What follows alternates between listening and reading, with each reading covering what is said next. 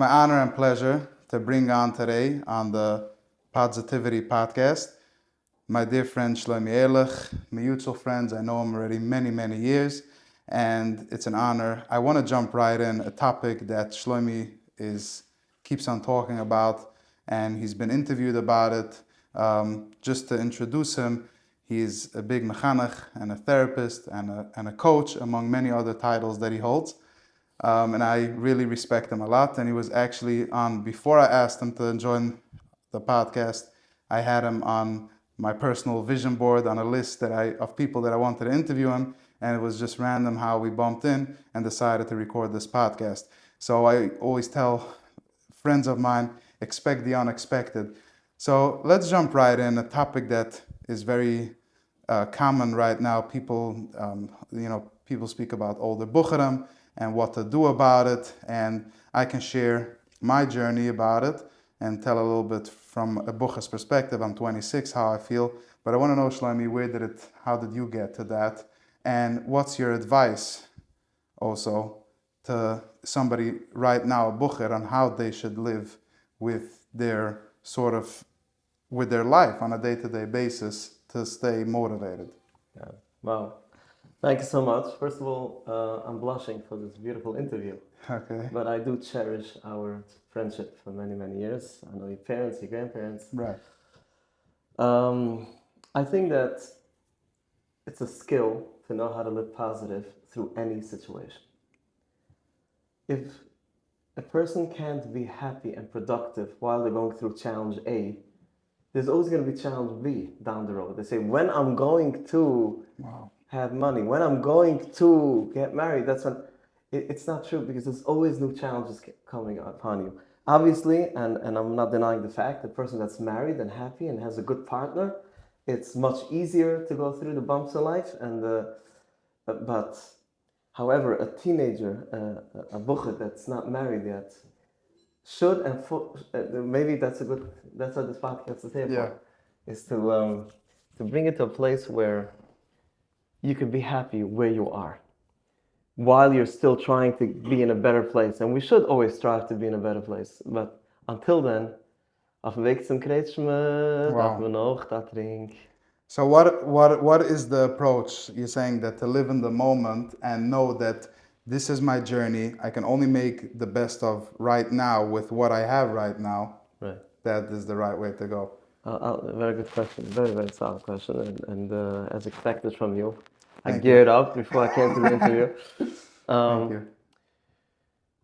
I think that we need to designate a special time, a certain amount of time every week that we put into our shtadlis, our effort in trying to move on and talk to Shatchu and whatever you need to do to move on from the stage A to stage B.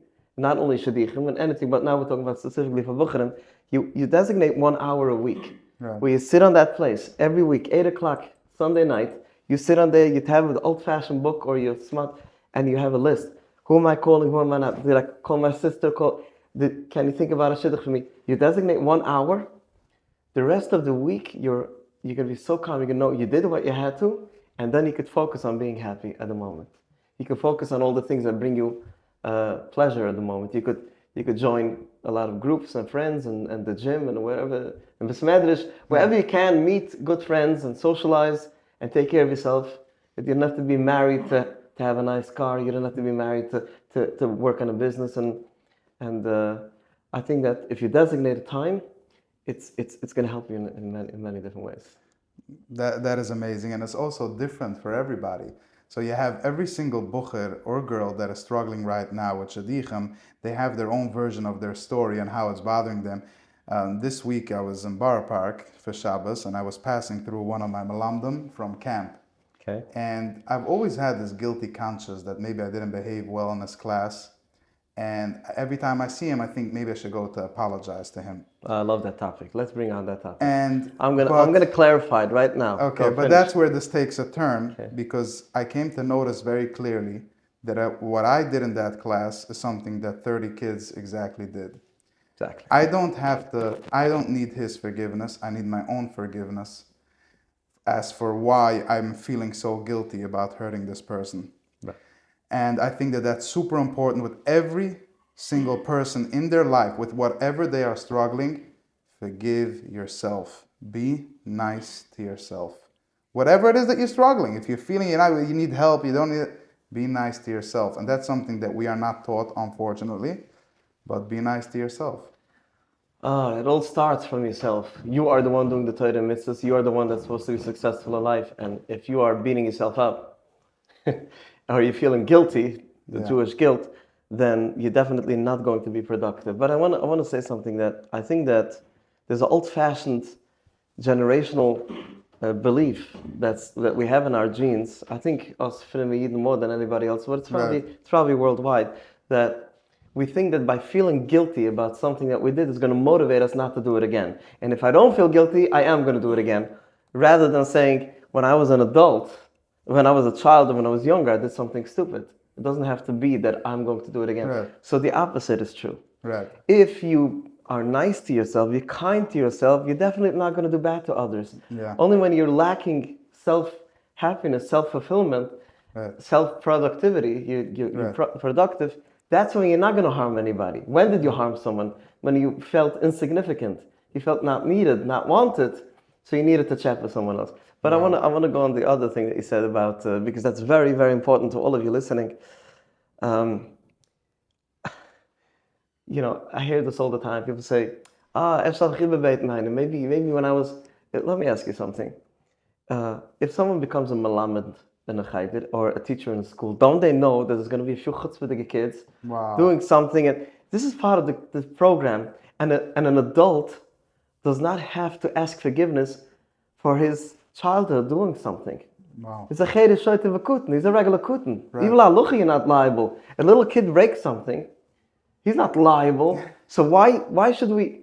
And yes, if you're an adult and you hurt someone, yes, you should ask them for forgiveness, even if your life goes good. Right. Because then you'll be able to forgive yourself. Yeah. You'll be able to move on. You won't feel guilty. You won't have all those negative thoughts. And yesh din v'yesh dain. And Hashem is very upset at hurting someone else is definitely the worst thing. And so definitely that's... Right. So we started this conversation on the topic of shadichim because I feel it relates to me. But I want to get into another question, which is that if you ask any person right now to name you a couple of their friends that are happy, nobody can name anyone. Happy married or happy? So happy in general, truly happy with their life. The answer is no one. And my question to you is, why do you think that is? Why is it that people are not really happy? Meaning people are happy, but everybody has something bothering them. Nobody is a role model of happiness, of true happiness. Why is that? Is it maybe because life is supposed to be that way, which I don't believe? Or maybe because there is something in our society, in general society, social media? What's taking away happiness from many people right now? It's a very good question. So I think we'll first understand what the word happy means. Happy does not translate to the word simcha. Happy means I'm happy with what I have. Wow. Right? You'd say, I'm happy with this place. I'm happy. Doesn't mean that you're excited. There are excited moments, very exciting moments, like extravagant, like wow. And then you have the regular. In Yiddish, what man translated the word happy is zufrieden. Right. Nicht besimcha, nicht freilich. Freilich is already more. The neutral line. There's a neutral line, and then everything below that is negative, negative, negative. The lowest word of the vocabulary is depressed. Right. And one thing after, I'm depressed, or I whatever. It's and then, and the highest word would be what? Exciting. So the middle word is menicha. Zufrieden, I'm happy. People think happy is above the middle line. It's not. If you're happy with what you have, you are good. I never thought about that. So it's like, hakina, vatave, vakovid, mutzina, su'udam, and oilam. Yeah. 3 things takes a person out of this world, makes him unhappy. What? Kina, jealousy. You constantly want to have something that you're not happy, so you're not zufrieden, you're not happy with what you have. Right. Tava, you always want more than you could desire, more than you could fulfill your own tavas.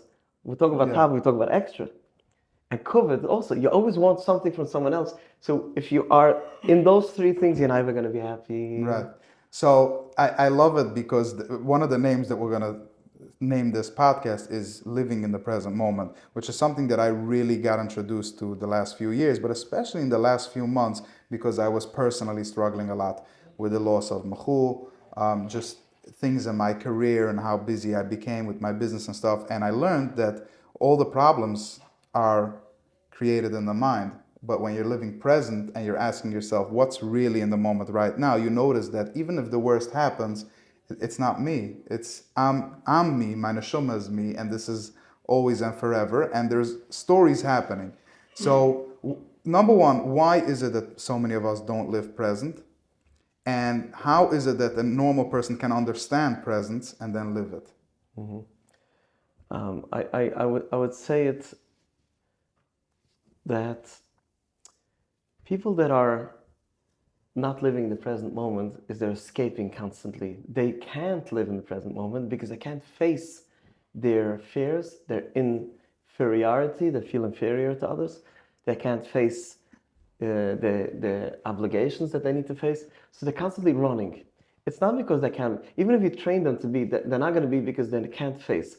So let's go to one step before that. Let's learn how to live in a place where even if I'm not happy, even if I'm not so productive, even if I face myself. I have this, I'm missing this deed. I'm missing this challenge, this tool in life. I'm missing this, what the right word? I'm missing something that can't help me be productive. And let me face it. Yeah, I'm not happy with what I have. Acceptance? Acceptance. I accept it. So the moment you accept, then you could go to living the moment. Wow. The moment you accept it, it's cool. But why? Because otherwise you're constantly going to want to run away from yourself now. And what if I don't want to accept my current reality? That means that you're not ready to. You want to. You're not ready to. Because acceptance is the first level of moving on, moving forward. Let's say grief. Someone loses someone, or you mentioned Dukhul and that. I work for Chai Lifeline. One of the things I do, Chai Lifeline has a project Chai of Chai Lifeline.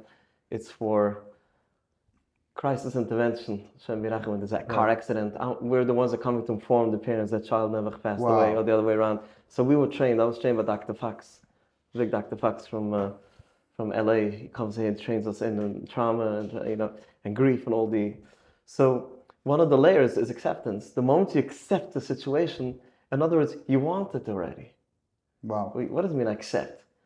Accept it. If I want to live, if a person wants to live and have $500,000 income a year, and if they try 10 years, it doesn't go, they can't be happy.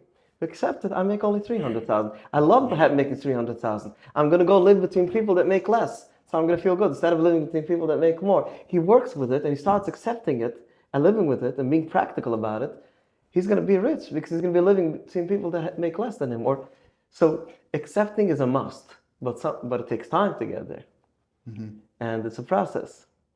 So I don't think the focus has to be that much. Of course, we have to try to live in the present moment, and that we can do when we breath work and when we live with ourselves. We will sit in a room like this, fine. But on a daily basis, you can't live in the presence if you're running away and you can't face your issues, or you still want to have kinetavakut. You always want to have something more than you actually have.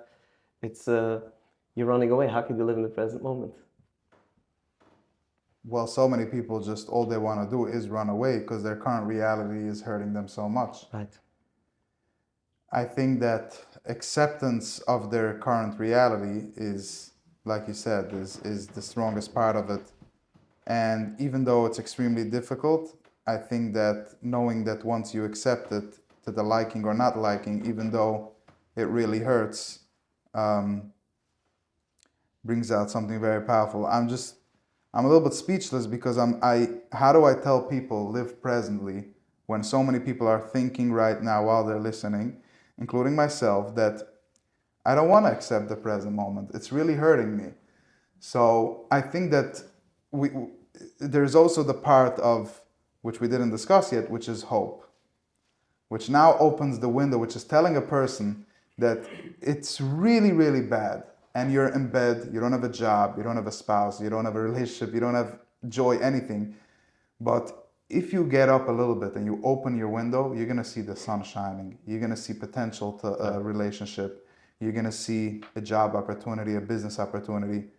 So I think that possibly the only way to really get out of it is by creating hope, which is, how do you define hope? What is hope? When you're meeting somebody in crisis, you don't tell them hope. No. You tell them, No, I'm no. here to sit with you in your pain. Yeah.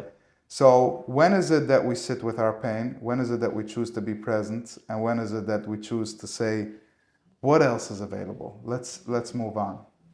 See, hope is dope. Okay? Hope is a drug. Hope that's based on facts, I wouldn't call it hope anymore. I would call it a prediction. I would call it a plan. Yeah. Hope without facts is dope. I hope people live in hope and all day and nothing comes, nothing gets there. Wow.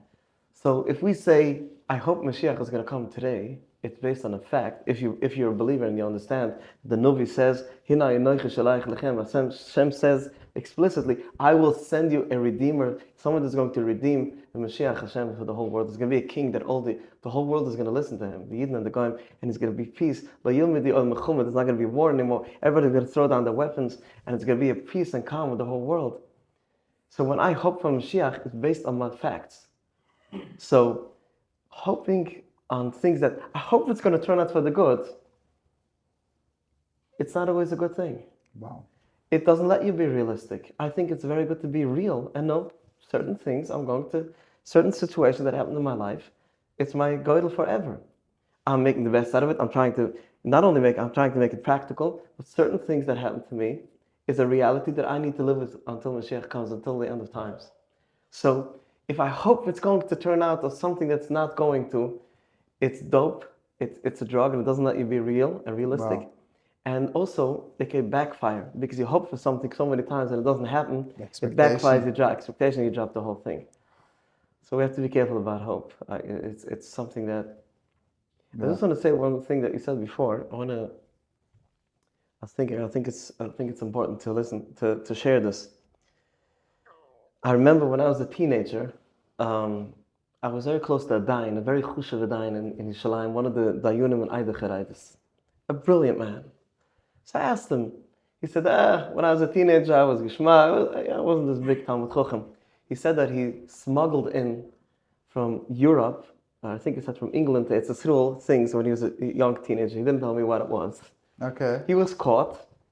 He was sentenced to 18 months in prison, in Eretz Yisrael, in Medina Yisrael prison. He made himself a cheshbon. I'm going to be 18 months in prison. What am I going to do then?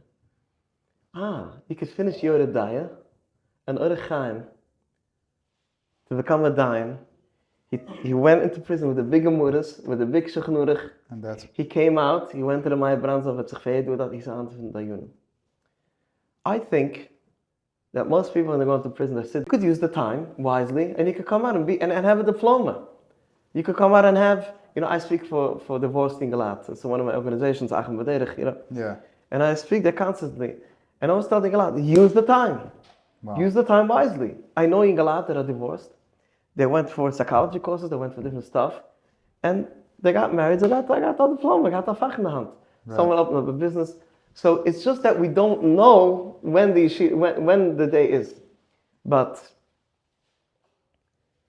it's definitely hard. I know it's easy to say and hard to do, but this should be the focus at least. The focus is, let me use the time wisely. I'm going to look back one day and I'm going to say, I was divorced. And what did I do? I was depressed. I had the full right to some don't see the children, do see the struggles. I get it. But bottom line, you're going to look back to that time. You're going to look back to the Bukhara Shia and you're going to say, okay, I got engaged when I was 25, 26, 27. What did I accomplish? It's going to be very sad. But if you're going to say, even if you didn't accomplish, you tried, you did something, that's amazing. I used my time wisely. I know it's not easy. Who wakes you up in the morning? You make a plan. There's nobody in the next bed. There's nobody here. I know, I get it, But this should be the focus. This is what we should try to. Right. So we spoke now a lot about self and how to develop a little bit of a stronger self in terms of living present and living with hope.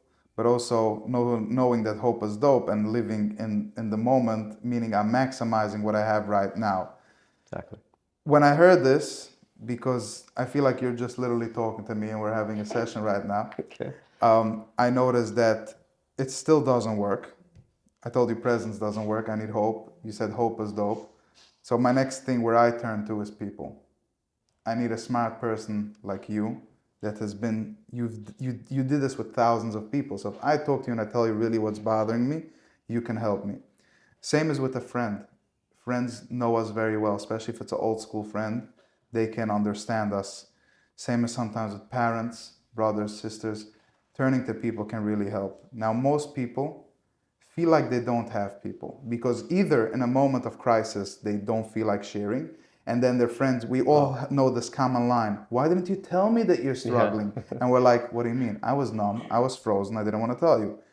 So my question is, how important is it to share? And you created so many groups and organizations that help people share. So what is something that we can tell people listening right now that when you're struggling, turn to someone? How much is it going to help that person? And is it a good method to overcome pain? Right. It's interesting. On my way in, we're in Lakewood. On my way into Lakewood today, I got a phone call. I was talking to a Yid from Europe, and he's going through a terrible crisis with one of his kids, and his son-in-law sent me an email. The kids, so I spoke to him on the phone, and after the phone call, I said, he was like, my children told me all my life I should have someone. Why did I never speak to someone? I used to say, what is he going to tell me? Wow. He's going to take me out of my problems? What is he going to tell me? I feel like a different person. I'm getting back to I'm going to call you. I said, no problem. Go on my website and make an appointment. Yeah. But there's two parts. Just like in Rachnius, we are told as Simaru Vasaitov. There's two aspects in Hatzluche in Rachnius. And I feel it's in Gashmis, it's in everything. It's a practical advice. Simaru Vasaitov. It's not only in Wachsen werden am besser Yid and besser over Hashem, of course. But even in business, even in life, even in emotional, even wherever we are, Simaru means take away the things that are bringing you down. Take away the things that are blocking you. That should be focus number one. What is blocking me? What is in my way? And then I've other focus on Saitov. It's very nice to sit by a business advisor or by a therapist or wherever you want and discuss your life. But if you're not dealing with the stuff that are schlepping you down constantly, you're not going to get there. You want to get there, but your body's not going to let you get there. Right. So, Avada, we need a lot of Asaitov because you need to feel some good in order to have koyach to deal with the Simaru. But ultimately, we can use the same thing. So, I think that trying to be productive emotionally, physically, financially is being realistic. And if someone went through trauma, someone went through grief, yes, get it out. Get it out of your system. Wow. Get it out of your system. You know, Wow. I have a therapist. Everybody, hi, I have a therapist. Same here. Not the first time I'm saying it. Okay. I went through my life quite a few things. Baruch Hashem, I've shared different podcasts. Yeah. And I went for help. You know, because if I wouldn't, I would have something schlepping me. In my head, I'm an achiever. If you know my life, Yeah. I go. Yeah. But I constantly look back. Is any strings holding me back to the wall? Right. If yes, you got to cut it off first, and then you can start going. Right. If not, you're tired of air. I want to go, but you can't. Right. If you have thoughts that tell you, that's kind of a loser. Right. You know, all these kind of voices in our head that we got our children from bullies, or from parents, or from Malanda, from wherever it was, Right. or from just the world. And all these voices tell me, it's not going to work. You can sit by a business advisor and have the whole, everything worked out, but the guy's not going to actually do it. Right. Because there's something in him tying him back. So Simaru means, do I still need to wash out stuff that are keeping me back? I never thought about it that way. And that is so beautiful. Because I can truly relate to that. I think my opinion that I tell people always is, if you have a friend that you can talk to, then you are good. Then you don't need a therapist. But if you don't have a friend at the moment, you better go pay someone to listen to you, because it's crucial. And I see it even in my business. I do social media management for companies, and we started having meetings a lot more often with people. And I can see in the meetings how they just unpack not criticism, but just questions. I thought you might do this, I thought you might do that. So we as human beings, we also have questions. Daily with our decisions, we have questions. And Baruch Hashem that I also have friends that are available to me that I can call them and tell them, look, I'm thinking so and so. Is it because of this? Is it because of that? So I think that when we have another person, it makes us so much stronger. It elevates the energy. You know this with Hasidic Svurim and everything, that this whole concept of getting together, because the energy is so much stronger. So, and even though it's difficult, I always encourage people to create friends. I also tell people know that I'm out there a little bit. I tell them I am available. I have my phone number is open to everybody so that I can give them chizik, because I know how important it is for people to have somebody to talk to, and to understand them. You know, we say chazak, chazak, v'nis chazak. Chazak, chazak. You tell someone, you mechazik other people and it's chazak, in turn you become a chizik. Wow. So sometimes, if you don't have who to talk to, someone should be you mechazik. Go find who you could be mechazik. Right. Go strengthen someone else and you're going to have chizik. Right. It So really works. Yeah. So I'm going to move to the next part of the conversation, because now that we have friends, I noticed a very interesting thing, and I'm going to share a very vulnerable story that I had. I was sitting in my office tonight, and I remember just turning left and right and thinking to myself, what do I do? What do I do here? I don't have anything to do. And then I thought to myself, maybe I should go to Monsey to visit my friend Machul. And then I said, listen, Machul, you're in Monsey, you can also hear me from here. And Machul, I said, find me something to do. I'm a bocher, I'm skylighting, do. Give me something to do. So then a minute later, my friend messaged me, come over, and that's where I met you. And a second part of that is that exactly a week ago, I made a list of guests that I want to have on my podcast, and I wrote down 5 names. I think I wrote like Joe Dispenza and Ezra Max, if you know him, and I wrote Shlome Ehrlich. So I noticed that by talking by talking it out and saying it out there, it came true, and also by writing it down to Hashem, I attracted it. So I want to get to the point of speaking to Hashem and how important that is. Can you elaborate on that? Because for many people, they have no choice but to talk to Hashem, because He sees and knows everything, but He also answers right away.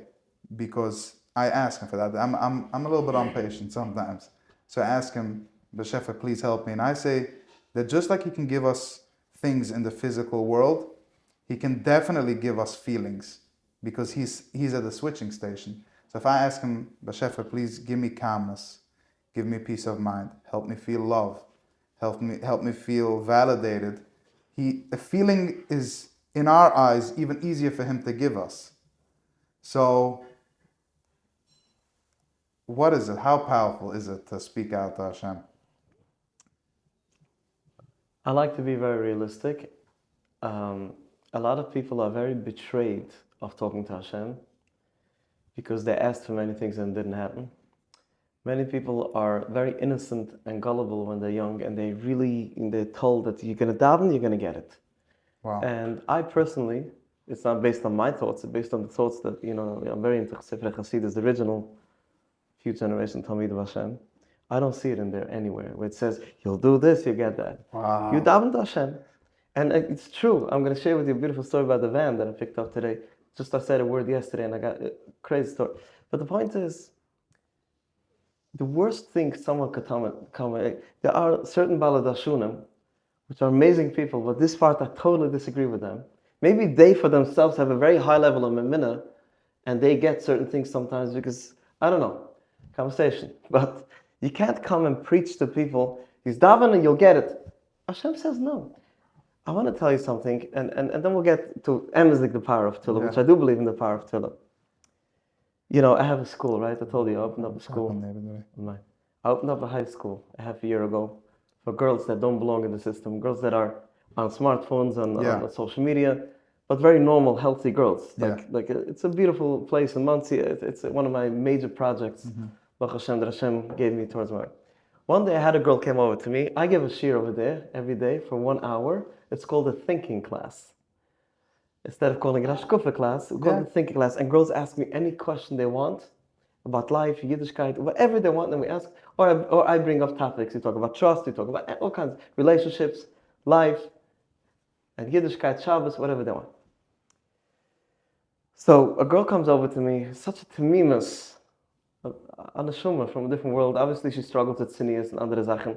And unfortunately, her own family is judging her. I don't judge them for judging her. Exactly. But they judge her and they think that because she has this. But I know her when she asks, she's, all of these neshamas are tzaddikim, real tzaddikim. So she asked me such a tamimus. She says, Rabbi, I want to ask you a question. I asked Hashem so hard for something that I need, a small thing. And I gave away from myself. I took upon, and I said, if you could l'chtilim, and I did tznius a few days, from here to here, whatever it is. I'm giving up. Hashem is not interested. I told Hashem with tefillah in my head while she was talking to me, you got to give me something to answer, like on the spot. Wow. Hashem gave me an unbelievable answer, which was mamish true, that was happening in my house. I said, my son, my 3 sons, my 3 little ones, they need to go for a well visit. And some of them needed vaccines, the regular vaccine. I'm not talking about COVID vaccine. I give vaccines to regular kids. And he's scared of the shot. So for 2 weeks, he was begging me, and he went to sleep on time, and he didn't fight with his brother. Did I give in to him? No, the best thing for him is to get that shot. Wow. Even whatever good he'll do, whatever he'll daven to me, whatever he'll ask me, so I said, Tzaddik, I'll give you other things, but this is for your favor. No, but the daven he's too young, he doesn't get it. So I told her, Hashem, listen to you, but he said you need to get that vaccine, or you cannot get that thing that you wanted. I know it's not good for you now. Wow. I'll give it to you next time. It does not mean that it didn't listen to you. So just to understand the power of tefillah is sometimes, and then I want to add one more thing to prove what I said a minute ago. The cipher is called Pele Yoetz, the first Pele Yoetz from Rabbi Papa.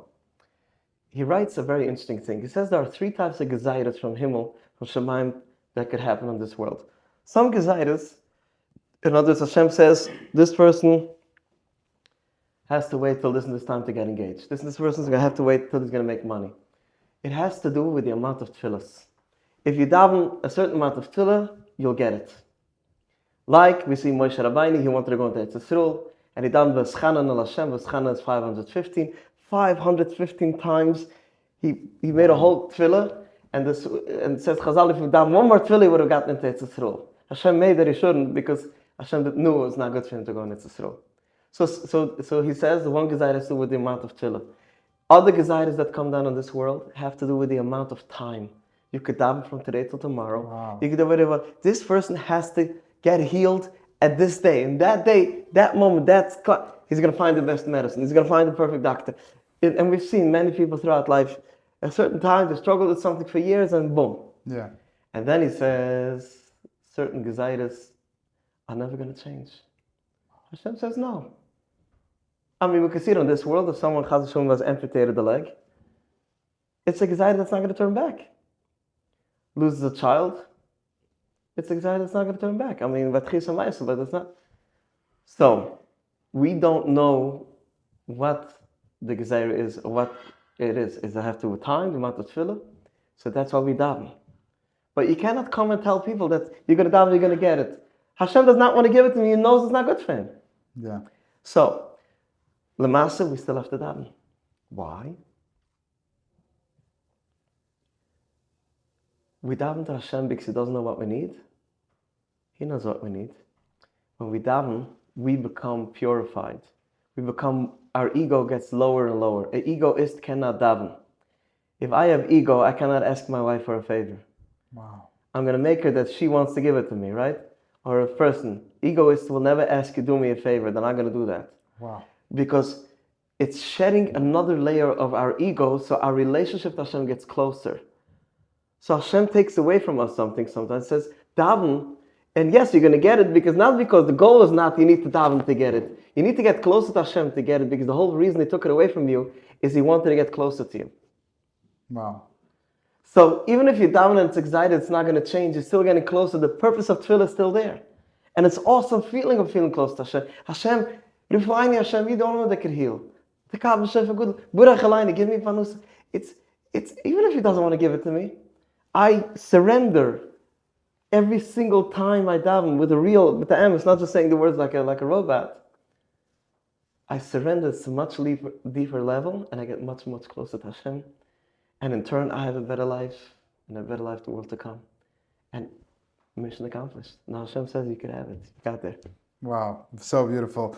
So yeah, to the concept of davening, I heard a good saying, don't ask for a bus ticket, ask for a Rolls Royce, because it's the same amount of energy.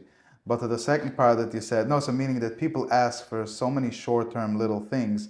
Ask for your real ge'ilah, something that you really want and something that can really change your life. Ask the problem is that most people, most people daven only when they're lacking something. Yeah. Imagine there would be a challah baking or for someone, or we light 15 minutes early the Shabbos candles, or chevre tehillim every time something goes good. Our neighbor is a chusin geworden. The Chavayim get together. We're going to learn 5 minutes today. Yeah. The Maranaim says, one of my main sfurim, the Heilige Maranaim, Nachman Shnovel, he says that if people would constantly get closer to Hashem through the good that He gives you, He would never have to give you the bad. Wow. He says it he says it in the words, it sounds like he's giving a guarantee. If every time you have something good, you get closer to Hashem, automatically, why should it go bad? I happen to agree that I'm a little bit ashamed to say that I do feel that way. When I am not feeling well, or I'm not doing so well in life, or something is bothering me, I just run to Hashem a lot more than when something is going well. So the outcome of this podcast for me personally is going to be to start really celebrating. And Gedali Fencer talks a lot about celebrating something before it even happened. Sure.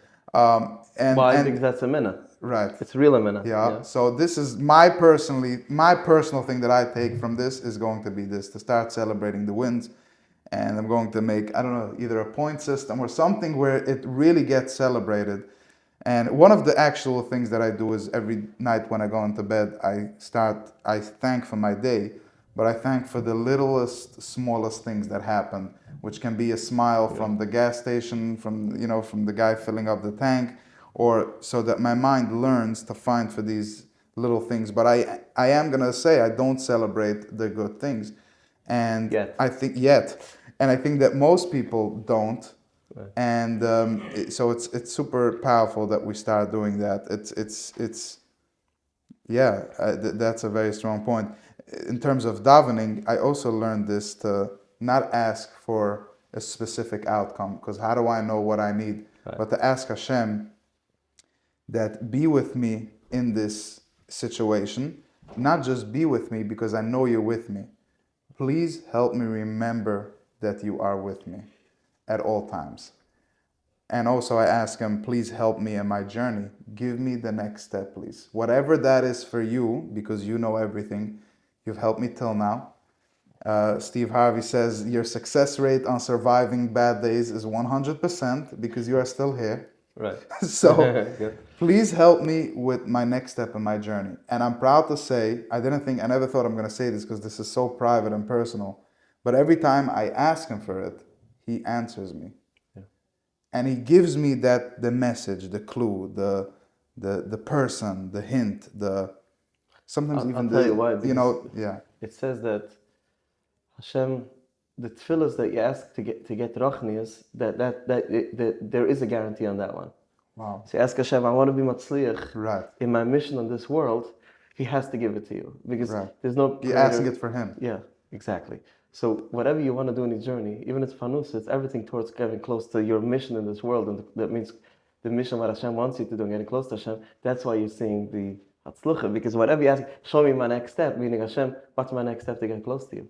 In other words, because at the end of the day, everything you're doing, or this podcast is hopefully going to make some people's lives a little easier or clearer, you know. So whatever you're doing, you stand for something so amazing. Eli, you. Thank you. So that's going to give you, so that's all you have to have to Shemaya. Yeah, that is amazing. I just find life beautiful in general, and I think I have that natural positivity. But as positive as it also gets really dark sometimes. And that is also, I believe very much in the law of opposites. And I was thinking today, I don't think they are necessarily from light and dark within the times. I think it's more light and dark within your life.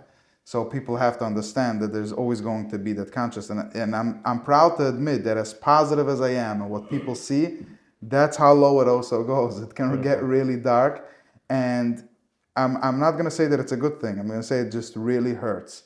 So for anybody hurting, and I speak to so many people, I told people that it hurts so much sometimes. I sometimes feel like I'm just going crazy, like I'm not myself anymore. And that's something that I hear from so many people.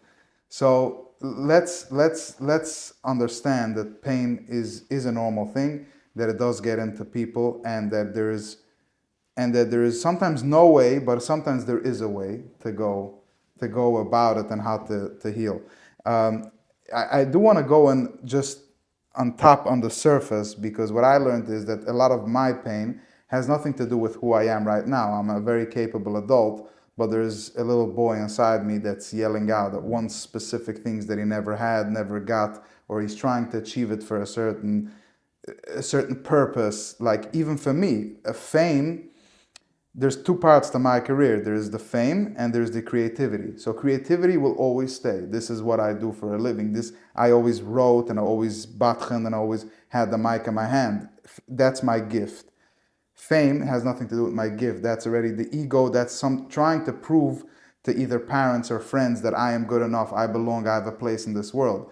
So without going in very, very deep into inner child trauma and stuff like that, how do we explain to people that there is a certain programming that happened for them from when they were born and as a child, like things that happened even when they were not even born, but as a very young baby, and then from 1 to 6, and so on, so that they understand that not everything that they're feeling or trying to accomplish. I know it's a very loaded question, so they can understand that what they're feeling right now.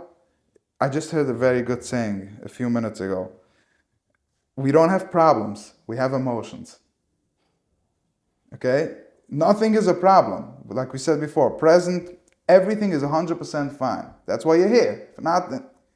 So there is, for adults out there, there's always something that's sort of filling up their feelings and emotions that's creating the problem, and they don't even know how to identify it because they're not even fully living.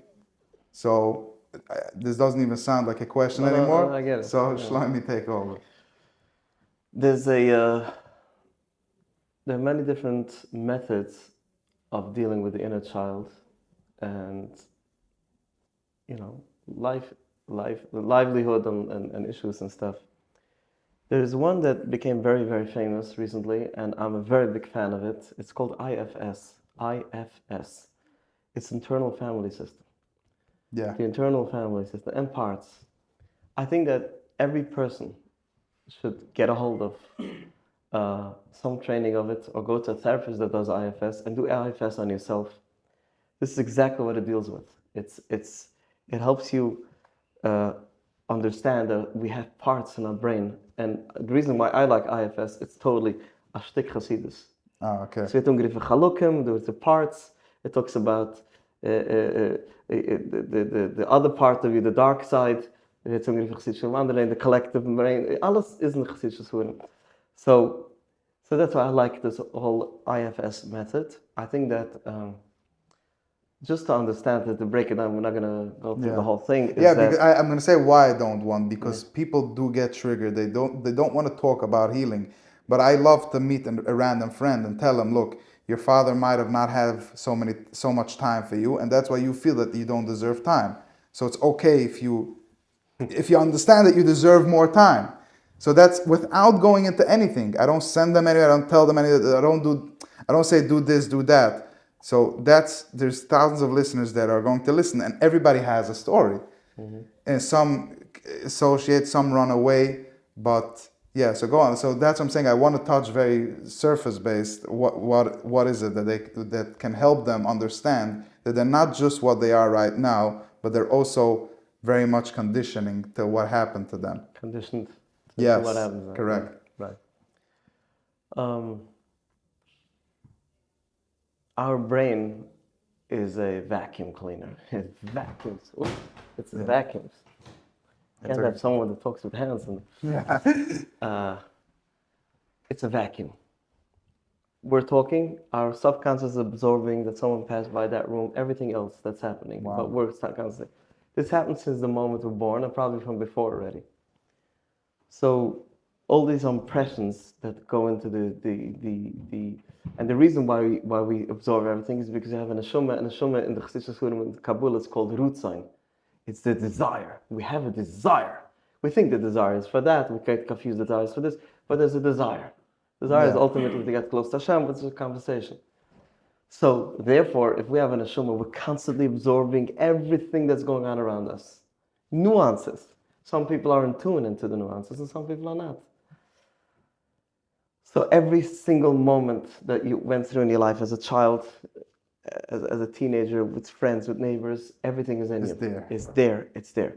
In you, in our mind, because you started with brain. Is it in our body or brain or both, by the way? It's all connected. It's in both, yeah. It's definitely connected. It's absorbed into the system. So we need to understand when we make a decision, should I go away for Shabbos? Yeah. Should I do something? Should I grow spiritually? Should I do something? There are different people speaking at the time. There's a whole meeting table, a huge round table. There's probably 50, 60 people over there. And this guy's going to say, you a loser. Last time you did it, you're going to start. Who are you to say? The other guy's going to say, do it, good, cheer on, go ahead. So IFS says, listen to every voice separate. Do not mute anybody around the table. That's the key. Do not mute. You can mute someone's mic in the middle of a conversation if you don't want to listen to them in a conference room. Everybody needs to speak and understand it's not me. It's that voice. That voice number A, is saying, I should not do this business deal. It's going to fall through. You remember last time we did it 3 times ago, 6 times ago. And then the other voice says, no, I said, Shah, I'll listen to you in a moment. Let me listen to this voice. Okay. And don't be scared and afraid to live there. Live it. Yes. One voice is telling me, a very black voice. Mm-hmm. Don, say, thank you so much for telling me that. Why are you, Mr. Voice, telling me that? Because you want to protect me. That I should have fallen into another business deal. I should have fallen into another relationship. Right. So every single part in our brain is a protector. Remember that. If it's not protected, your brain wouldn't listen to them. Yeah. So say, thank you very much for protecting me. Yeah. Now let me hear what the other guy has to say. The other guy says, what are you talking? All the rich people fell through 10 times till they made it. It's 10 business. So you have 3 marriages. Do the 4th one. You'll make it now. So you have so many friends that dropped you. You'll make it. So everything. You listen to all the voices, and then you're the one sitting over and you're the one sitting, and you're deciding what you're going to do. And that's a very rational, good way to think. But if we're scared to listen to the negative voices, I'm involved in one thing in a moiset. So they call me every now and then to the meetings, the vad. Yeah. So we're sitting by this vad, going on for years, every few weeks. And there's one guy over there, he sees always the cup half empty. Yeah. Oh, totally empty. For some reason, there's water in there. Like as negative as you could get. And he has a big, loud voice. And they wanted to kick him out of our meeting so many times. And I said, keep him here. Wow. Let him balance the conversation. Yeah.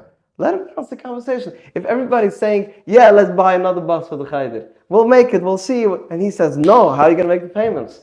It's amazing. We need that. It's amazing. It's amazing because I have the COO of my company, of Weber Media, is also like that, and meaning that whatever I say, instead of just agreeing, she has her perspective. And my family asked me many times, you pay her, like why is everything like a conversation?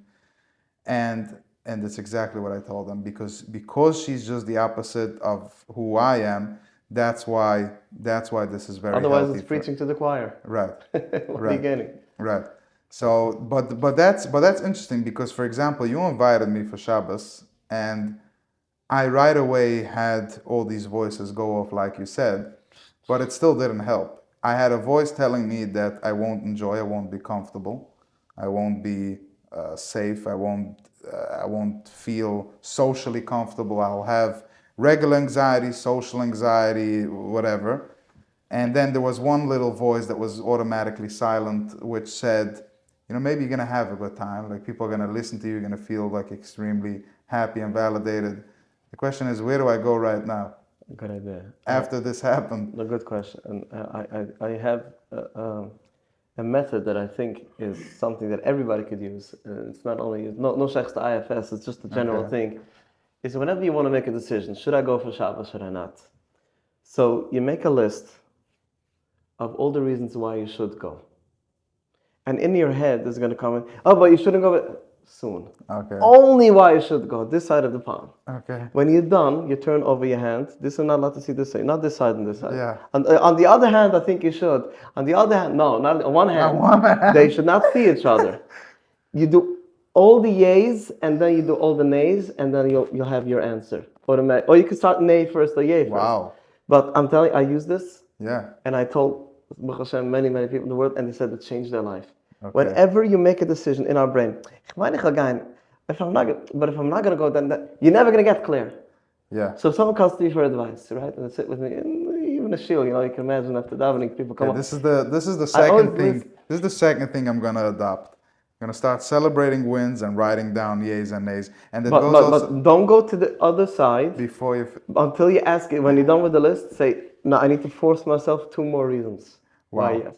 And then your system feels, that I is really amazing. said yes. I heard about that method. And then you turn it over, and probably the time you're halfway done, you have your answer. I heard about this method. I tell people to do it with shadichim. Write down how many ways you can find your basherta. So maybe you said, so they said, they write down, right? I can call a shadchan, a friend, a family, and then they stop. Then I tell them, find 20 ways. So go on. So then you're going to do 4 is, I'm going to look I'm going to check the 5, I'm going to ask and shield. 6, when 6, 7, it doesn't go anymore. Find 20 reasons. Teach your brain that even when there is no option anymore, you still find another way and another way and another way and another way. That's another thing. So, that's not this. This is the Gabba decisions. Yeah, exactly. And so this is the Gabba, but you're right. That's force yourself. And regarding the list, I also saw from Mel Robbins, which is, by the way, Jewish, but she's very big and popular with her own method. She has the 5-second rule. She has the high five and the mirror rule. And just interesting concepts. And she says the same thing with your life. Like, write down what's the things that serve you. Write down the things that are hurting you. And just start doing more of the things that make you feel good and stop doing the things that are hurting you. I feel like that is just an amazing concept that just simplifies life. I think we spoke a lot about deep stuff and pain. The podcast is really focused on positivity, but like you said, we have the Sir Maru, and now we have the Asai Tov. So we got rid a little bit of the Sir Maru, which is living, Asai Tov. Present, and it's.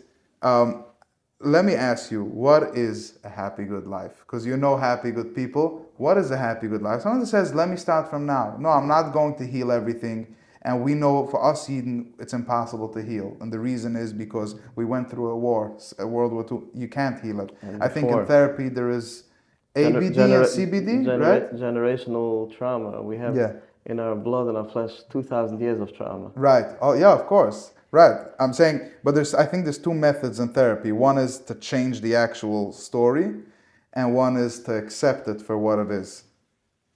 I'm not sure which part you're talking about. So I'll explain. So if somebody's traumatized from getting married, for example, we can tell them that yes, you had this difficulty as growing up, but you should know that it doesn't have to be that way. It can be different, and then they learn to adapt. Or there's another method, which is to tell them that yes, this is what it is. You see your parents fighting, yes, that is what it was, and understand that it can happen also by you, but you have the ability to choose over that. So I think that we're very much more of the accepting part of a society, because what happened to us in World War II is it happened, and it was very traumatizing to a lot of people. The question is, what do we do right now? Since we can't change it, what do we do right now? Do we stand up as individual heroes and make the most out of our beautiful life, or do we just cry about it? Because changing it is not going to work. I believe in designating times for everything. Okay. Obviously, you can't force emotions. Emotions don't go with times that much, but at least you could plan. You put yourself in a moment where you go to a shul Friday night, where it's a shul where there's a lot of singing and a real geschmacka place, not just like this robotic. So obviously, you're going to come home emotional, excited with your Shabbos.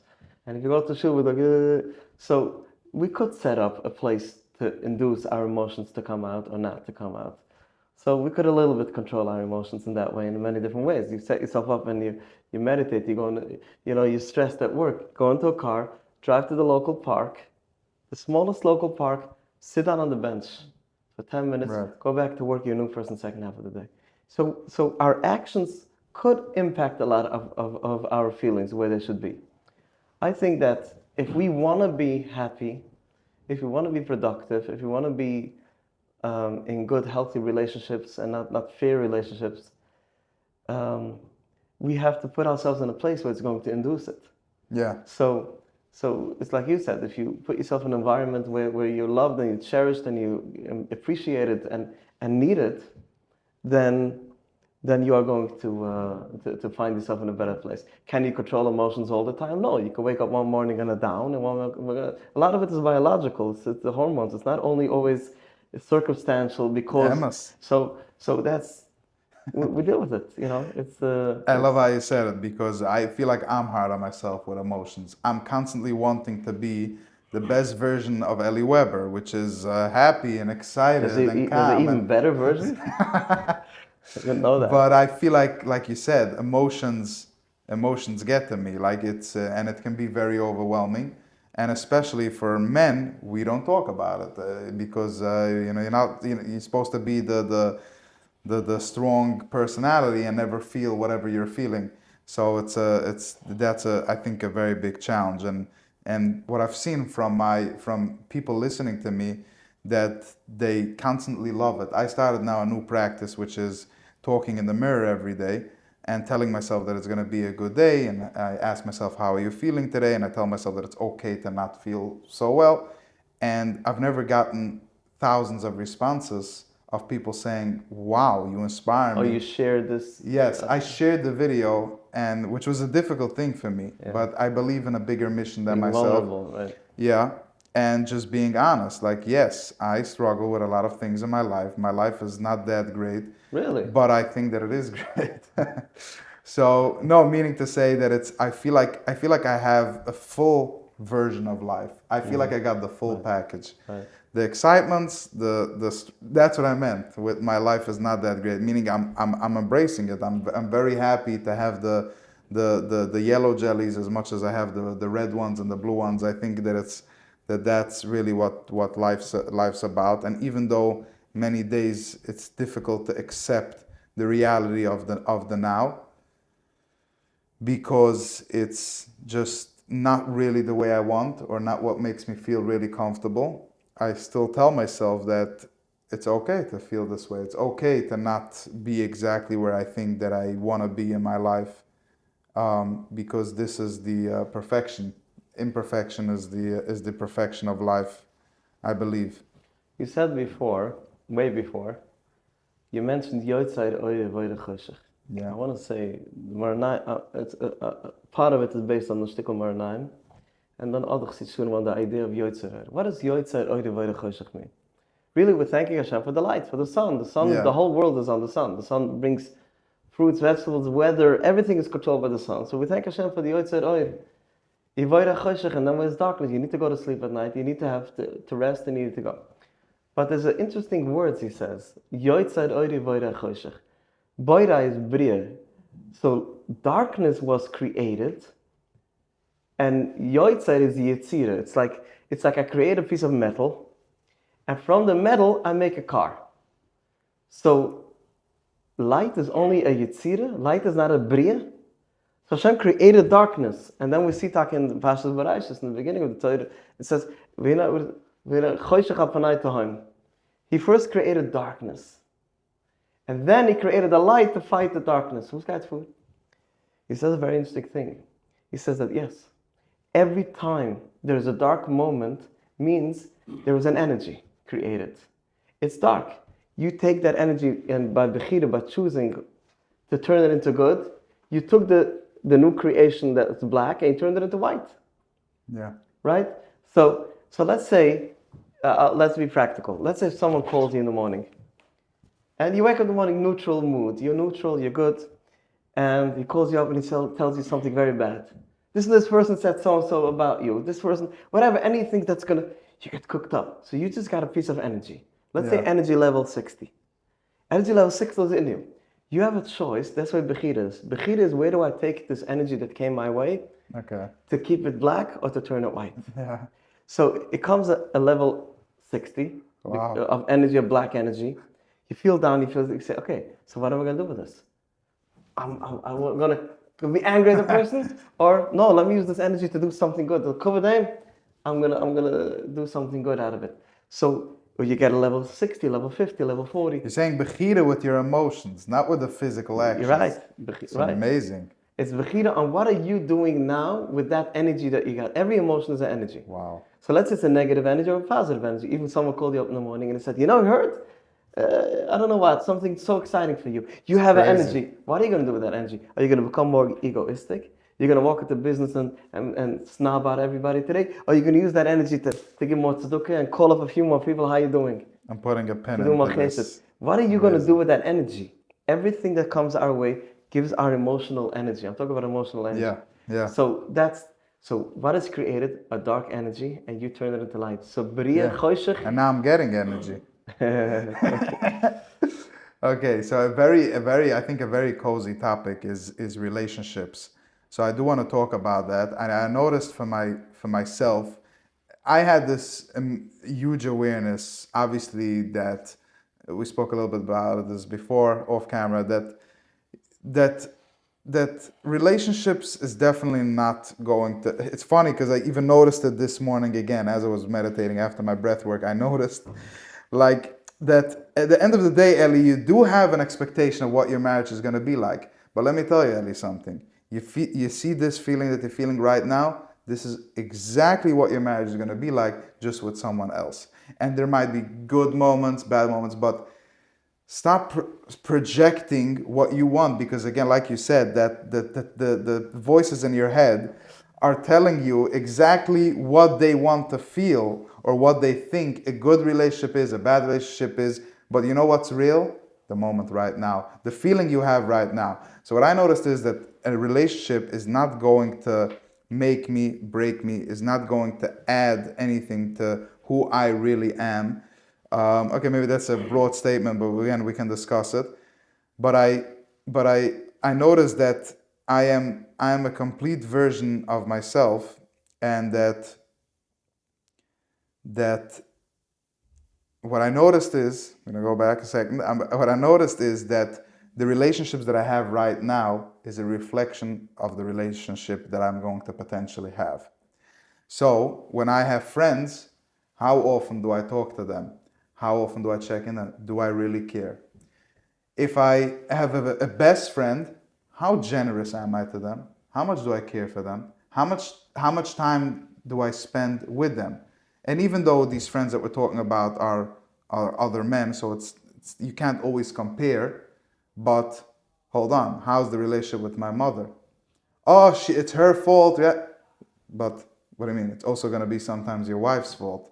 So did you buy her flowers or not? So why am I bringing up parents? Because at the end of the day, it's all about me.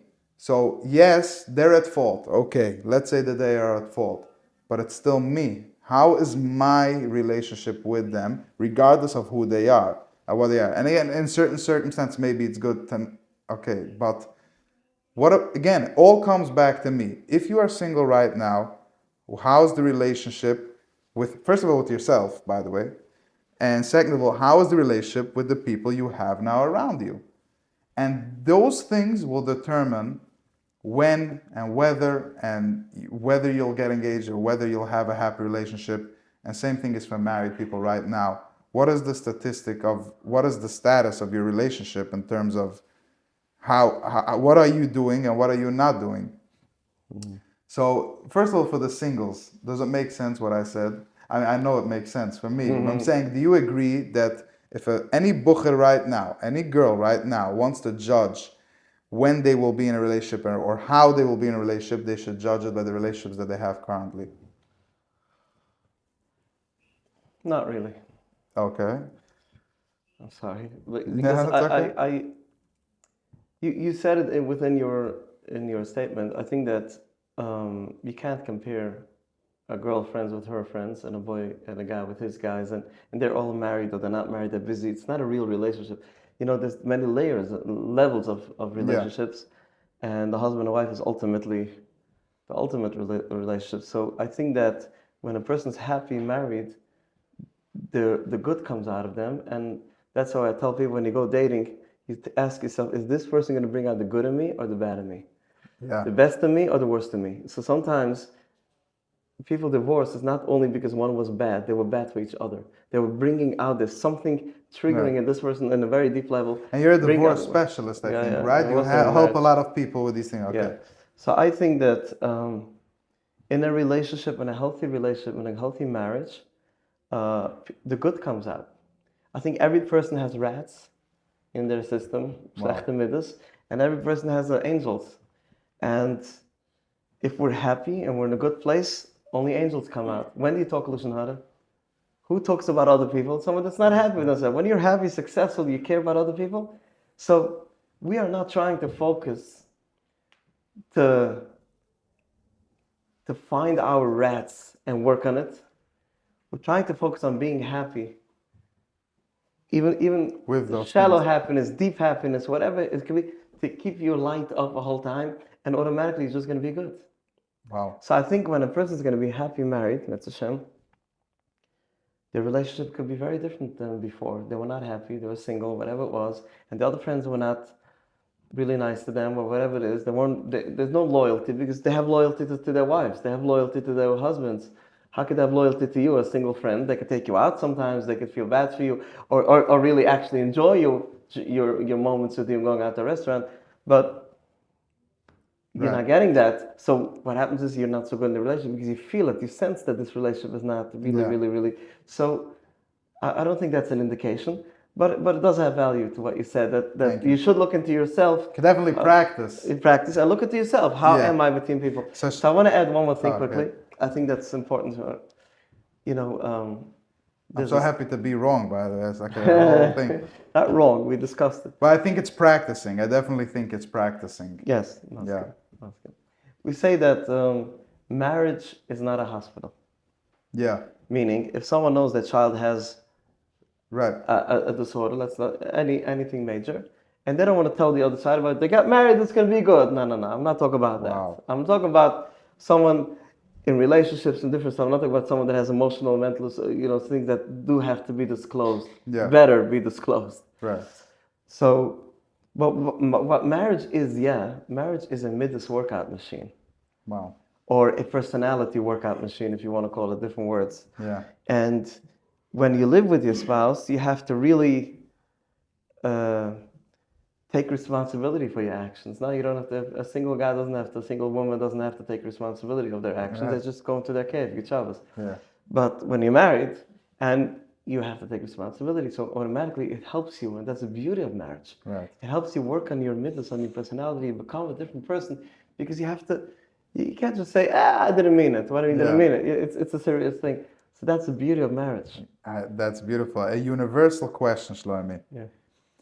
Some people say you have to be complete before you get married. If you love yourself, and then there is another very big psychologist and coach. Her name is Esther Perel. She's from London, and she says it's the opposite. How can you learn to love yourself when there is somebody out there that can love you, that can teach you how to love yourself and bring out so many things that you didn't even know about yourself? So what's your opinion? Do we have to love ourselves before we get married, or is it okay to love ourselves halfway and get into a marriage that is good and that will teach us and bring us up even more? I always say that a person has to be a healthy, independent person in order to get married. And that includes self-love and everything else. Yeah. But you cannot be complete before you get married. How can you be complete? You're never complete. Even a good marriage, 50 years, you're not complete. You're constantly growing. I think that a person has to be 70% complete. We need to say, people come from divorce, and they went through trauma with the exes or whatever it is, and then they come out and they say, when am I ready to get married? I said the other 30% you can only learn when you're living with a partner again. When you're living with a healthy partner, that's when you're going to fix a lot of you can sit in therapy from now to tomorrow. Certain parts it's not experienced. Be 70% okay. Wow. Be stable, be human, and then you can move on. And then I want to say like this. When a baby is born, the baby is totally dependent on its mother. Yeah. It doesn't even know when it needs to go to the bathroom. The mother takes care of everything. As the child gets older, it becomes a little independent. It knows when it needs to. It says, "Mommy, change my diaper." The mother doesn't have to check anymore. They get older, so the child becomes more and more independent. The independent stage is until a person becomes an adult. That stage has a lot of ups and downs. But if there's a healthy state of the person becoming independent, healthy parents, healthy environment, healthy friends, healthy community, then when the person becomes themselves totally independent, they're not dependent at all at anybody, they're self-sufficient, that's when they can get married. Self-sufficient does not mean that they totally love themselves. Self-sufficient means you are able to live alone and take care of yourself on a certain level. You don't want to. It's not comfortable. It's so much better to live with someone. That's why you're getting married. You're not getting married because you can't live alone. That person has to carry themselves plus you. Wow. So, but reality is that most people do not come out from the dependent stage to independency in every part of their life. Certain parts, their partner's going to have to suffer or work with them. Yeah. And other parts of their life, they're going to be very good because they're a real independent person. So definitely, yes, if someone wants to get married, make sure you are able to be independent, to live on your own. You're able to. You don't have to. And this goes a little more for men than for women, because women is okay if they are a little dependent more than men, because they are the makabel, they're the ones that are leaning on to us, right? And we're the ones that are letting them lean onto us. It's like you're the man, the strong man, and they're leaning onto you. But both of you are weak. Who's leaning on who? Yeah. Someone has to walk in strong. But it's okay if certain parts of our lives we're vulnerable. We're vulnerable, and we're not so masculine, and we're not so. Do women like to take care of men's problems? Do they like it when men are vulnerable and honest, or they feel like it becomes a burden? I think it's two things. Being vulnerable and honest is one thing. Yes, they like it. And helping the husbands, no, it's a reversed role. I have to take care of my wife, and Hashem takes care of me. Wow. I daven to Hashem to give me panus, and my wife comes to take me from me. So how much can I complain to her, and where is it too much? It's always too much. I never knew that. It's always too much. We are not getting married to be hugged. We get married to give a hug. Wow. Okay, emotionally and obviously. So imagine I ask my child to hug me. How would I feel? I don't ask my child to hug me. I hug him. I'm a giver. And by the way, when you give, automatically. Fine, yes, okay. that's our taking. A man takes through giving, not But you through have taking. to know it. A man takes through giving. But we only learn that after we get married for a while. Because until we get married, we take us, Tati, Kosh, Tati, my parents take care of me. So in that way, I'm still dependent on them. And when you get married, you're not there yet. But after a while, and you're living with a woman that wants you and needs you in a happy, healthy way, not a naggy wife, a healthy wife that wants you, and she makes herself cute because she needs her attention from you, and you give it to her, and you care for her, and you're in tune in her life, you're giving to her, so you're going to want to give it even more because there's no greater pleasure, then you're going to stop taking. Yeah. So once a person is happily married for a while, he does not need a hug. He wants to give hugs. He does not need someone to compliment him in a way of if not, I'm insignificant. A man needs a compliment, a healthy man needs a compliment only for feedback. To know in which For direction feedback. he I'm is. good, I know, yeah, someone gives me a compliment, oh, I like these sweets, okay, I speak, I like these sweets. I don't take it for compliment. I know, Baruch Hashem, I speak. I just want to know if But if you give me a compliment, Wow. it tells me it's feedback. So and I'll ask if I have time with the person not just running away. Which part did you like? Why? Because I want to improve. Next time I stand up to speak, I'll be able to speak better. But an unhealthy man needs a compliment or to feed his ego. Oh, you also know that I'm the best. I'm the best. Finally, you also know, right? That's an unhealthy compliment. Or he needs a compliment because he doesn't believe in himself. He needs someone to believe in him, which is okay. Nobody's perfect. But the goal to get to a place that a man does not need a compliment. And a woman has insecure feelings in her forever. Hashem put it into her. Wow. For the reason that she should want to entice her husband to compliment her, to want her and need her and do everything. Wow. And she loves it and he loves it. I never knew that. That's the glue of a marriage. Wow. When a woman wants, she gets dressed every day. Yeah. And her husband says, You look amazing today. you look amazing today. And thank you. What does that mean? Because she is doubting it. She's doubting it. Hashem put in a doubt into a woman forever. Wow. And there's a whole shmooze about how amazing it is to taiva for her, and this makes her. That's why they're so much more superhuman than us in many different ways of their lives, which we need to work on. Hunazam, like you were talking in the beginning of the conversation about emotions and feelings.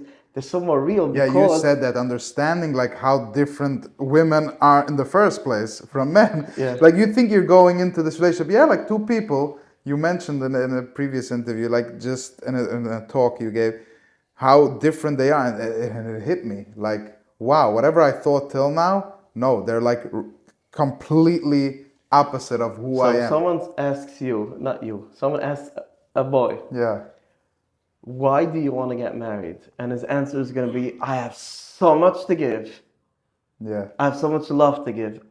I want to take care of a woman that's going to smile to me. The woman that's going to need me. A woman that's going to want me and appreciate me. I have so much to give. That's a healthy boy. A woman, you ask, why do you want to get married? She says, I need someone to love me. I'm going to do everything in the world. I'm going to give him everything. I just want someone to love me and care for me and be there for me and be in tune in my feelings and my emotions in my life. I need someone to know where I am all day. I need someone, I'm at work. I know my husband's thinking about me. I'm important to him. Yeah. And in return, I'll give him the world. I'll clean this out. I'll do everything in the world. But that's what I need. That's a healthy woman. But if I sit with a woman and a woman, she comes to my office, she says, she's divorced, she says, yeah, maybe you can help me find the shidduch Rabbi Erlich. I said, yeah, whatever. And she said, what? I have so much things. I'll give him. I said, stop it. Stop. Are you ready to take? Yeah. Are you ready to be a receiver, a healthy receiver with a smile? Wow. Not with a nag and with appreciation. It doesn't mean that an unhealthy woman, here's this what we're talking now, she could think that women are inferior and men are superior and no, that's the power of a woman. Yeah. To be able to be real and say, yes, I need it. A man can't say, yes, I need it. You get it? Wow. Yeah. So I think that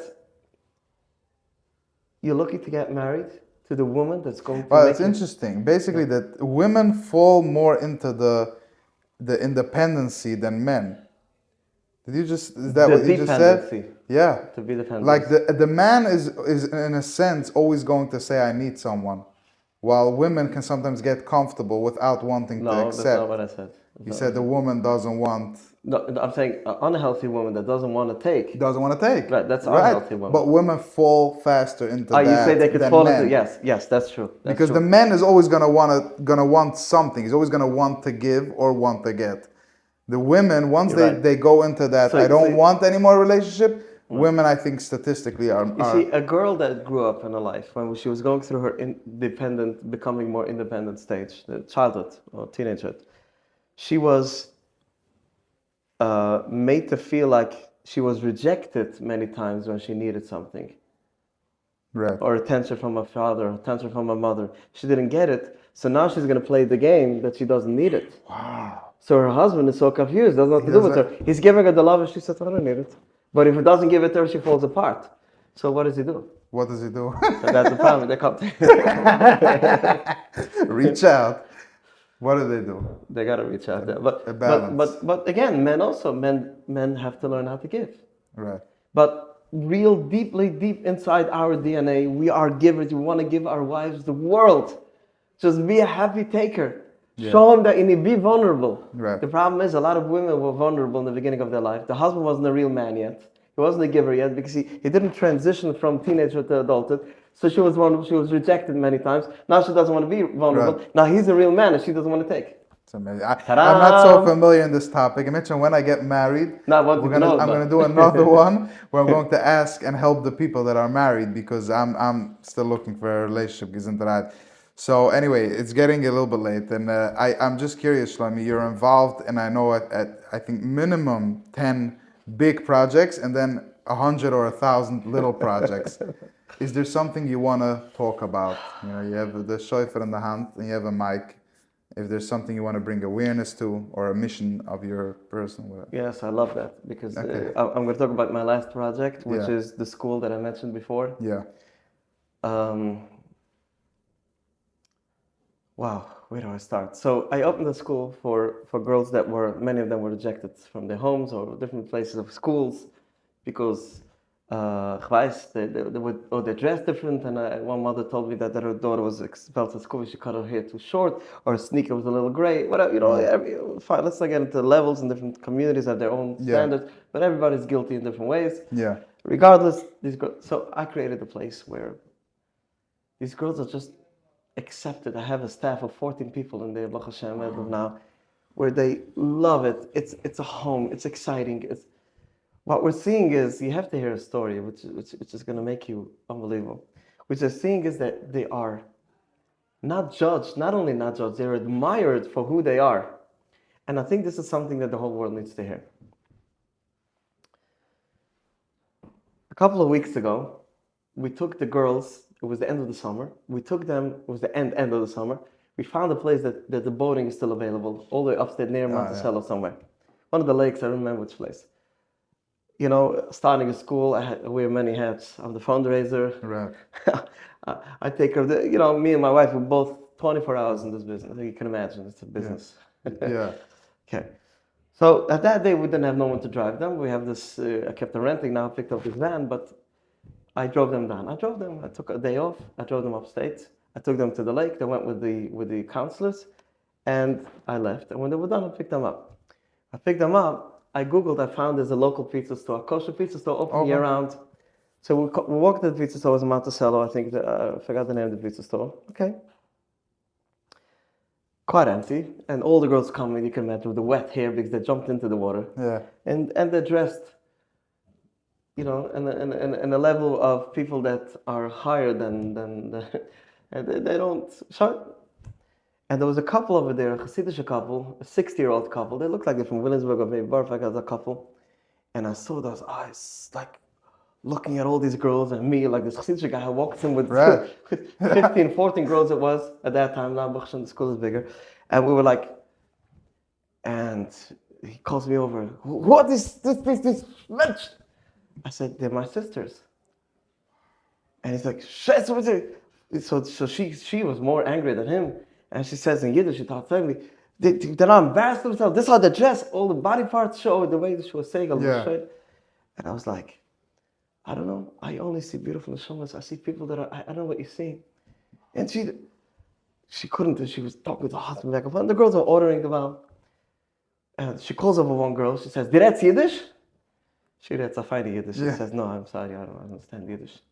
She starts saying, "You're not embarrassed of yourself? This is how you dress? You Jewish girl? You didn't go to school as a girl? You don't know what tznius is?" She got the wrong girl. This girl is a smart girl. Yeah. And she made such a music. I know. Give me a bracha that I should be able to be more tznius. What do you mean? Just put on tznius. I'm going to give you a bracha. I'm going to give you a bracha. Just put on tomorrow, long skirt. Just take care of yourself. I know I struggle. This is my struggle. What should I do? Give me a bracha. So you don't want to give me a bracha? You don't want to give a bracha? Back and forth. And I was standing at the side and I was like, whoa. And then she tells her in Yiddish, Yeah.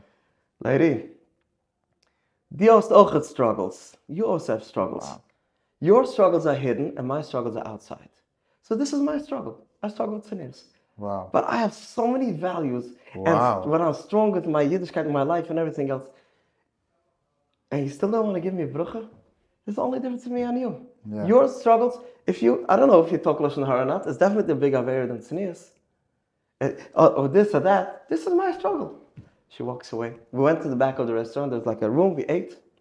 And we left. This woman stood up. She hugged that girl. She said, "I'm sorry. Wow. You are so right. You gave me the lesson of my life. I could be your grandmother, but nobody changed my life as much as you did." Wow. Yes, I also have. My chesronos are hidden. So Ty Eden, whoever sees this podcast, when you see someone dressed different, behaving different to whatever you consider normal is and different is, it's not something that you could judge and understand. Just love and accept everybody. And this is the whole idea. You never know what's going on with someone else. And you never know how tzaddikim they are. And I can't share now because I wouldn't have time. But how much beautiful stories I learned from this school, having this school the last half a year. How these neshumas are, I'm embarrassed of myself and different things in my life. The tamimas that these girls have. Yeah. The tamimas, I work with boys all my life. Yeah. Same kind of boys. Now I have girls. It's a very different, for me, it's I'm learning a whole new world of, they're neshumas from a different world. Yeah. A different world. En zo zijn ook een schis van Mechul ben Meshalem Zisha, which Mechul was somebody that also had that acceptance for every Jew, and I think now that he's not I knew around. Mechul very well personally because personally. I lived in Seagate. Right. And so I think that that's part of my new mission in life, and I'm working now maybe on a project of that concept to smile to every Eid, and now with the war in Israel, also people are noticing that it is achdus and acceptance. Last question to you, Rabbi Shlome Ehrlich. What is your personal life mission? Because you do way too many things. My mission? So if you can identify your your gift or what you really feel makes you feel accomplished. Is it one thing? Is it multiple things? I'm going to confess. I'm going to be vulnerable. Yeah. Wow, you got me. Since I'm a little kid, since I remember myself, I have a weird thing that I'm responsible for Hashem's kids. Wow. Whenever there's a fight in the class, not that I didn't fight sometimes, Yeah. but if I saw a fight, I always made shulam. Maybe to my name, Shlome Shulam, and a lot of people, their name is Shlome, are very into shulam. But there was something in me. Again, you could call it the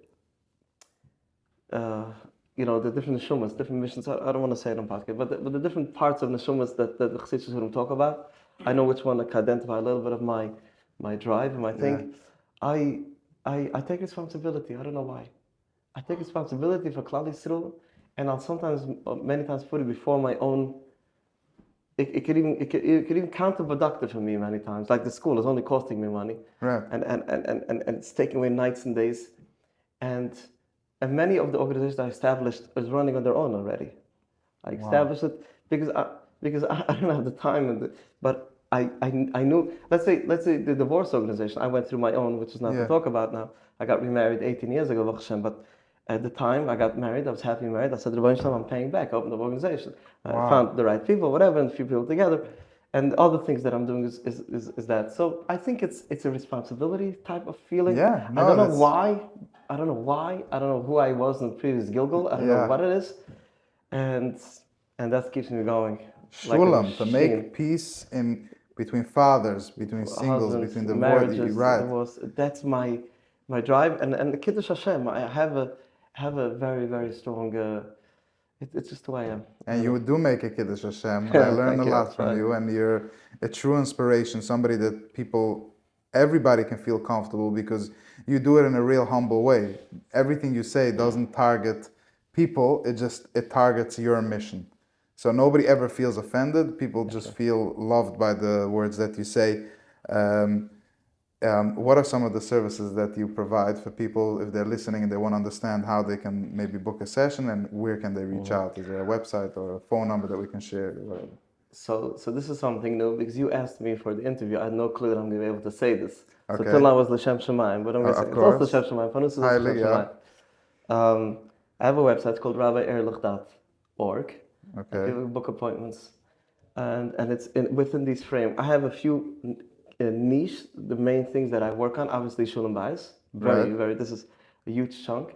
The second thing that I do a lot is Yiddishkeit. People that have questions on Yiddishkeit, or themselves, or their kids, and they need help. I'm very, very trained in explaining and bringing proof as Rabbi Shlome and everything else. And Hashkufa, Hadruche, Yiddishkeit. That's my part. That part people call me Mashpia. Yeah. I don't like any names on me. So, but the people that associate to me that way call me Mashpia, or they come to my She'irim that I give in the mornings and whatever different stuff. But people come to me for that. The third thing is parents that have children that struggle. They come to me for guidance how to deal with them. Okay. And this is what I speak about a lot. Bakashanavshi, many different organizations to get, in my own organization. Last week, right? You were last week by an event. A few weeks ago, and Shabbos after Hanukkah we're being again. Okay. Different. So it's basically these are the three main topics that I'm involved with. Obviously, I don't deal with trauma. I'm not a trauma therapist. It's not what I do. It's relationship therapy, and relationship with your husband and wife, us and Hashem, us and our kids. It's back to Shulam, Shlome, Shaila, same thing.